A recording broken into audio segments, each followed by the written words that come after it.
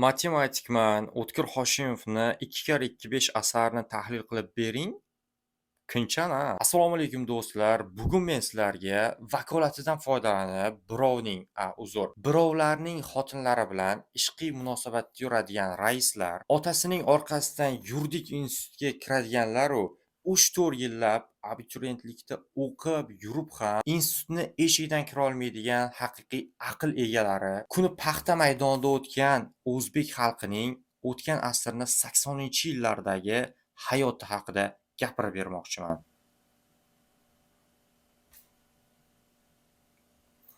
Demak, Ming kitob tahlili 15-son 2x2 5 O'tkir Hoshimov. Biz boshladik. Xullas, kitobni menda 2024-yilda Toshkentda nashr etilgan versiyasi turibdi. Eslatib o'tmoqchiman. Bu asar hajviy qissa hisoblanadi. Ya'ni o'qisanglar, misol uchun ovoz chiqarib ham menga o'xshab baland-baland kulib o'qishlaring ham mumkin. Ammo shunday bir joylari keladiki, kulgili yozilgan bo'ladi, lekin uni o'qisanglar, misol uchun qalblaring, yuraklaring tilka pora bo'lib ketadi. Bu yoqdagi xiyonatlar, ya'ni chidab bo'lmas darajadagi nohaqliklar, bularni kulgili qilib yozilgan, lekin bir o'qib buni tushunsalaring, bir boshqacha insonga ta'sir qiladi. Xullas, kitob bosh qahramoni Qo'shoqvoy ismli yigit bo'ladi. U mana shu 6 yoshligida uzun baland bir uydagi yong'oqqa chiqib, yong'oq olaman deb, to'g'ri kallasi bilan yerga anaqaga loy bo'ladi xullas. Loy suvoq qilinayotgan bo'ladi, hashar bo'layotgan bo'ladi uyda o'sha loyga kallasi bilan kelib yiqiladi, uriladi. O'shandan keyin bu xullas yotib qolgan bo'ladi. Yotib qolgandan keyin o'qishga chiqa olmaydi. Bundan 1 yosh kichkina singlisi esa bundan mana shu bu yotib qolganligi sababli bundan 1 sinf yuqorida o'qiydi. Xullas, buni onasi maktabga olib chiqadi. Maktabga olib chiqqandan keyin bu o'zi juda ham hazilkash bola bo'ladi, lekin o'zlashtirishi juda ham qiyin bo'ladi. Xullas, kunlarning birida Toshkentdan kelgan o'qituvchi ayol buni xullas keyingi sinfga o'tkazmayman deb xullas otasini chaqirtiradi. Xonada shu direktor, buni otasi va o'qituvchi bo'ladi. Direktor esa hamma anaqaga keyingi nimaga o'tish kerak deb boyagi o'qituvchiga bosim qiladi. Endi hammamizga ma'lum, demokratik yurtda yoki biror joyda yashab, qonunlar ishlaydigan joyda yashab, keyin qonun ishlamaydigan davlatga borsa, o'sha borgan odam u yerda yasholmaydi yo bo'lmasa juda ham qiyin bo'ladi yashashi. Xuddi shu narsa bu o'qituvchi bilan ham sodir bo'lgandi. Ya'ni bu Toshkentda o'qib, yaxshi bir o'quvchilar tayyorlayman deb qishloqqa borgandi.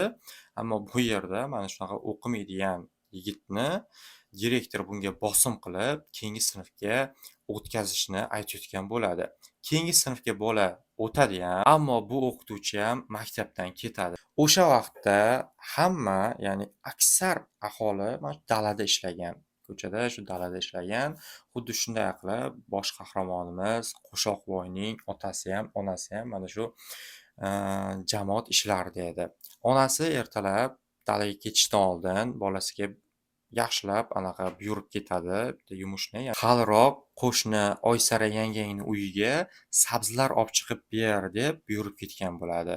Bu qo'shnisi Oysara yangasi esa mahalladagi eng suluv kelin bo'ladi, eng suluv bir ayol bo'ladi. Xullas, shu buyurgan yumush esiga tushib, u mana shu sabzilarni olib, boya Qo'shoqvoy sabzilarni olib, chelakka solib, mana shu qo'shnisini darvozasiga boradi. Qo'shnisini uyini ichidan mana shu yangasi bilan, uni eri bo'ladi, Tursunboy degan eri bo'ladi. O'shani ovozi eshitilayotgan bo'ladi.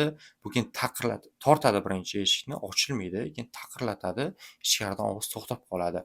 Baqiradi, taqirlatadi, uradi, xullas hech kim chiqmaydi. "Ya" deydi-da, keyin bu orqasiga qaytadi, uyiga qaytadi. Qishloqda yashaydiganlar biladi, mana bu uylardan ariqlar o'tgan bo'ladi. Mana shu ariqlar, mana shu devor, ikki qo'shnini o'rtasidagi devordan o'tgan bo'lsa, suv yo'q paytlari ba'zida mana shu parrandalar yoki bo'lmasa mayda bolalar o'tib qaytsa bo'ladigan bir joy bo'lib qoladi. Xuddi shunaqa joy bor edi va bu bosh qahramonimiz Qo'shoqvoy o'sha yerdan o'tib, qo'shnisini uyiga shu chelakda sabzi olib boradi. qarangki, qo'shnisini uyidan rais chiqib keladi. Rais mana shu oyoq yalang holda chiqib keladi.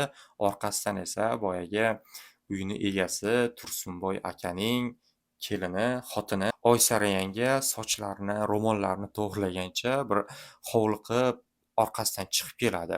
Ikkalasi ham buni bolani ko'rib qo'rqib ketadi. Xullas bolani senga bir nimalar olib beraman deydida, xullas yopdi qilib ishni. Oradan ancha vaqt o'tadi.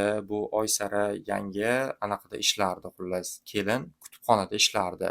Ya'ni xo'jalik kutubxonasida ishlardi. Shu anchadan beri o'sha yerga bormay qo'ygandi. Sababi uyda mana shu eri bilan to'polonlar bo'ladi, urushlar bo'lardi. Yana bir boshqa sabab bor edi. Xullas, u kutubxonaga bormagandan keyin raisni o'zi kelishga qaror qiladi. Rais keladida, boyagi Qo'shoqvoyga aytadiki, "Mana bu narsani" deydi, uni qo'liga narsa tutadi.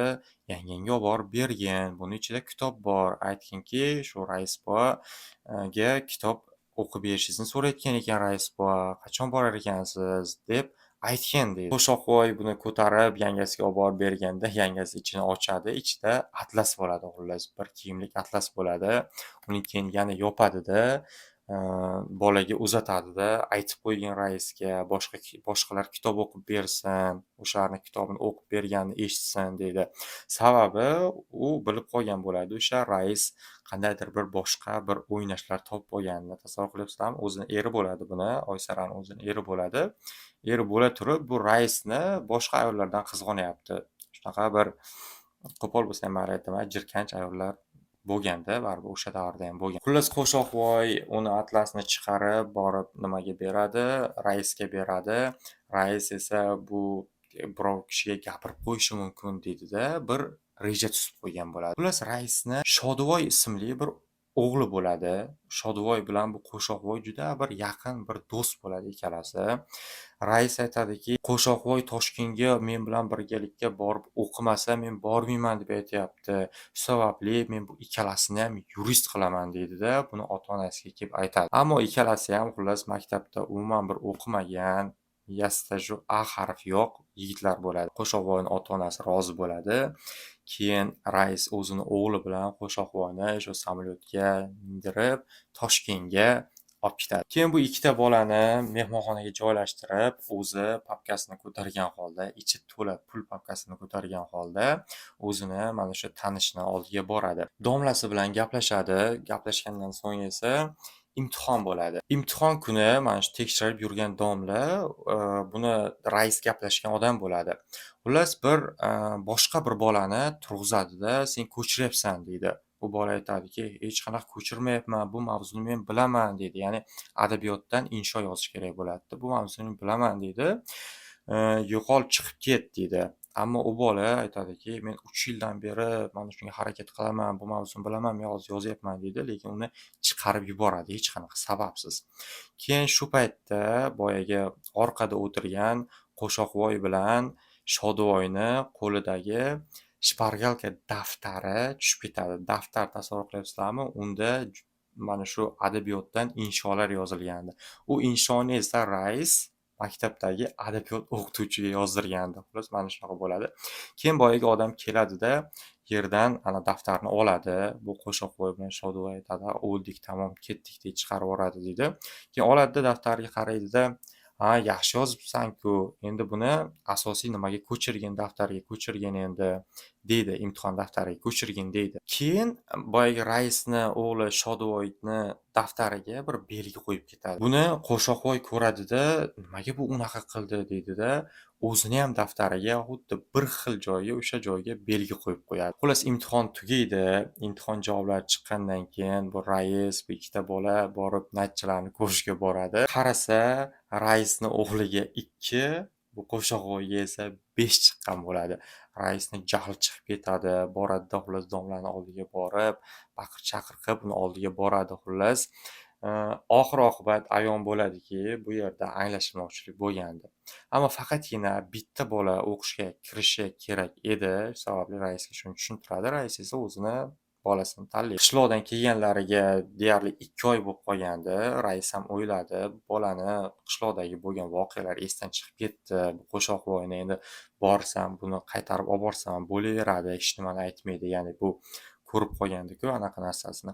Shularni hech kimga aytmaydi deydi-da, xullas buni olib qaytadi. Oradan xullas ancha vaqtlar o'tadi. Qarangki, bosh qahramonimiz Qo'shoqvoy mana shu bir hammaga tanilgan bir brigadir bo'lib oladi. Ya'ni rais buni mana shu brigadir qilib olgan bo'ladi. Men seni sevaman, ishongin menga, xohlasang jonimni beraman senga.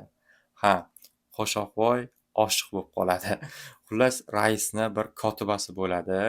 O'sha kotibani Nargizaxon ismli kotibasi bo'ladi. O'sha kotibani Qo'shoqvoy yaxshi ko'rib qolgan bo'ladi. Keyin bundan rais xabardor bo'ladi va Qo'shoqvoyga aytadiki, o'zim seni otalikka olib, o'zim seni shunga uylantirib qo'yaman deydi. Keyin bola xursand, xullas sovchilar ham bo'ladi, hamma narsa bo'ladi. Keyin to'y ham bo'ladi hattoki. To'yga hattoki uni boyagi 4 yil oldin nimaga Toshkentga ketgan yurist o'rtog'i ham keladi. Shodivoy ham keladi to'yga. Ammo to'ydan atigi 4 oy o'tib kelinning ko'zi yoriydi. Tasavvur qilyapsizlarmi? To'y bo'lyapti, to'ydan keyin 4 oydan so'ng boyagi kelin qiz farzand ko'ryapti. Xullas buni surishtirib oxiriga boradi. Oxiriga borsa, boyagi rais o'zini kotibasi bo'lib ishlagan bu qizni 19 yashar qizni qo'pol qilib aytganda shu buzib qo'yadi. Xullas buzib qo'ygandan keyin uni boyagi bolaga, bosh qahramonimizga o'tkazib yuborish uchun uni to'y xarajatlarini ham o'zim qoplayman, sovchilarni ham o'zim qilaman deb xullas hamma narsani o'z bo'yniga olgan bo'ladi. Tasavvur qilyapsizlarmi? Kitob 1980-yillar voqealarini o'z ichiga olgan. Albatta, bu narsalar bo'lganki, O'tkir Hoshimov bu narsalarni yozib o'tgan. Ya'ni o'sha vaqtda ham mana shunaqa bir odamlar bo'lgan ekan. Xullas, Qo'shoqvoy keyin hamma narsani bir o'tirib, bir o'ylaydi. O'sha yoshligida bo'lgan voqealarni, ya'ni qo'shnisi anaqa yangasi bilan bo'lgan voqealarni keyin hamma sekin-sekin miyasiga tepishni boshlaydi. So'ng jahli chiqqan holda boyagi raisni oldiga boradi. Raisni esa chakkasidan yaxshigina bir tushiradi. Rais keyin vahima qilib, xullas qamatvoraman seni, u qilaman, bu qilaman deb uni yaxshigina xullas dalillar bir nimalar yig'ib, xullas uni militsiyaga topshiradi. Keyin buni qamab qo'yishadi. Qamab qo'ygandan keyin esa buni mana shu yoshlikdagi do'sti Shodivoy, ya'ni raisni o'g'li yurist sifatida buni ishni o'rtasiga kiradi. Qo'shoqvoy aytadiki, bu Shodivoyga aytadiki, do'stiga aytadi, otang seni bekordan-bekor 4 yilga o'qitdimi, shuncha pullar sarflab, meni qamatib yuborib qol, xohlasang otib tashlashing ham mumkin, xohlagan ishlaring qilishlaring mumkin deydi. Ammo Shodivoy o'zgargan edi. Yuridik institutga uni otasi pul bilan, tanish-bilish bilan kiritib qo'yishiga qaramasdan, u o'qishga kirgandan keyin qariydi-da, o'ylab ko'radi xullas. Keyin otasi unga yuborayotgan hamma pullarni yana qaytarib yuborib yuboradi-da, mana shu ta'tillarda o'zi Rossiya, Qozog'istonda ishlab, o'z xarajatlarini qoplaydi va universitetda mana shu juda ham yaxshi o'qiydi va juda ham yaxshi bir yurist bo'lib yetishib chiqadi. Aslida nima deb o'ylaysizlar? O'qishga kirgan, ya'ni tanish-bilish orqali kirganlarni hammasi bir korrupsioner, o'z ishiga layoqatsiz bir kadr bo'ladimi yoki mana shu qahramonimizga o'xshagan bir yaxshi bir yetuk bir inson bo'lib yetishib chiqishi ham mumkinmi? Nima deb o'ylaysizlar? Shunaqa bir odamni tanimaysizlarmi? Tanishlaring yo'qmi? Agar bo'ladigan bo'lsa, izohlarda yozib keting. Xullas, Shodivoy bunga yordam beradi. Yordam bergandan keyin u qamoqdan chiqadi. Bu voqealarni hammasini esa Qo'shoqvoy mana shu hamshiraga gapirib berayotgan bo'ladi. O'tkir Hoshimov esa shu joyda asarni yakunlaydi. Biz ham shu yerda asarni yakunlaymiz. O'ylaymanki, kitobni mazmuni nimadan iboratligini bildinglar. Kitobni o'qib juda ham ko'p kulishlaring mumkin. To'g'risi, hajviy qissada bu hajviy, lekin boshda aytib o'tganimdek shunday bir joylar keladiki, kulgili qilib yozilgan, lekin ularni bir o'ylab bir o'qisanglar, to'g'risi yurakni ezadigan narsalar ni mana shu hajv qilib yozgan bo'ladi. To'g'risi, o'qib ta'sirlanishlaring mumkin. Demak, videoni shu yerda to'xtatamiz. Rahmat oxirigacha ko'rganlaring uchun. Kanalga obuna bo'lish esdan chiqmasin. Assalomu alaykum.